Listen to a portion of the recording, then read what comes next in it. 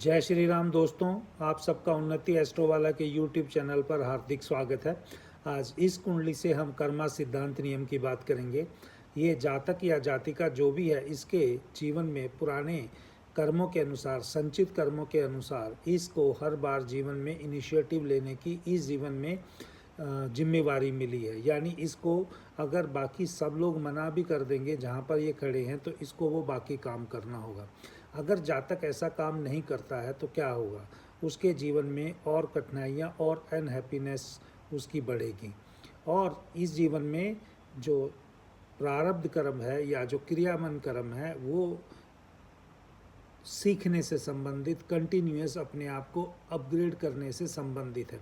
अगर जातक कोई काम ही नहीं करेगा और कहीं पर घर से बाहर निकलेगा ही नहीं, तो वो काम कहाँ से अपने आप को अपग्रेड करेगा। हाँ, ये ज़रूर हो सकता है कि वो किताबें पढ़े, अपने आप को अपग्रेड करने की कोशिश करे, लेकिन 6 नंबर के अंदर जब शनि बैठा होता है, विशेष रूप से ये कार्य होता है कि उस नॉलेज को उसको दूसरों की भलाई के लिए यूज़ करना है। और इस जातक के जो इस जन्म में आगे चल के जो आगामी जो रिजल्ट हैं, वो भी हमेशा और केयरिंग के बढ़ते ही चले जाएंगे। तो आपके जीवन के हिसाब से, आपके पिछले जन्मों के कर्मों के हिसाब से, ये आपका प्रारब्ध कह लीजिए या आपका संचित कर्म कह लीजिए, आगामी कर्म कह लीजिए, आपको कंटिन्यूअसली लोगों की भलाई के लिए काम करना है, लोगों की सेवा करना है। अगर आप ऐसा नहीं करते हैं तो आपको ही कष्ट होगा। अगर आज आप 10 काम कर रहे हैं तो फ्यूचर में अगर आप आज 10 के 10 एग्जीक्यूट कर देते हैं तो फ्यूचर में आपको 20 काम करने पड़ेंगे। लेकिन इसके बदले में आपको क्या मिलेगा, वो जिन लोगों के 20 के आपने काम किए हैं उनका प्यार मिलेगा, उनका स्नेह मिलेगा, उनका सपोर्ट मिलेगा आपको आगे बढ़ने के लिए। इसलिए जातक जो सिर्फ एस्ट्रोलॉजी को एक इस माध्यम से देखते हैं कि अपना कैसे लाभ कमाया जाए, वो लाभ कमा लेने के बावजूद भी अपने जीवन में उतने खुशहाल नहीं रहते जितना उनकी कुंडली उनको या उनके ग्रह की पोजीशन उनको बता रही है।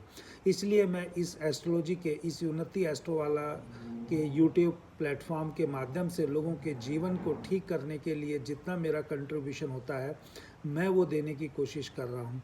अवश्य ही इस जातक या इस जातिका को जीवन में धन भी मिलेगा, पति भी मिलेगा, लेकिन उनका भरपूर सहयोग नहीं मिलेगा। यानी धन का भी, पति का भी, दोस्तों का भी, सरकार का भी।